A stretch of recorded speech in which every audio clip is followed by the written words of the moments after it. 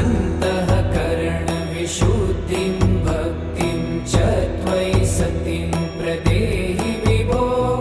साम्ब सदाशिव शम्भो शङ्कर शरणं मे तव चरणम्